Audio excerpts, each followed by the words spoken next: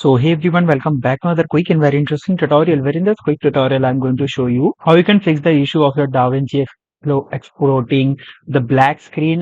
Like for example, if you edit something on the screen and when you go to the export, it will not export this video. Instead of it will export only the black screen. Now, the quick fix for that, if you quickly watch this section under your video editing section, when you switch to the edit page, and here when you see this that says v1 v2, just make sure that these tabs are enabled.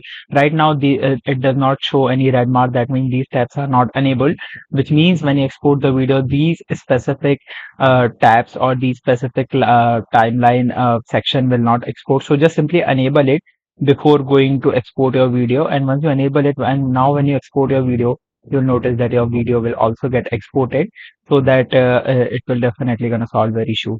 Alright, so that's it for this tutorial. I hope this video will be helpful for you. Make sure to hit the like button and subscribe button for more such helpful and interesting tutorials. See you in the next one. Take care.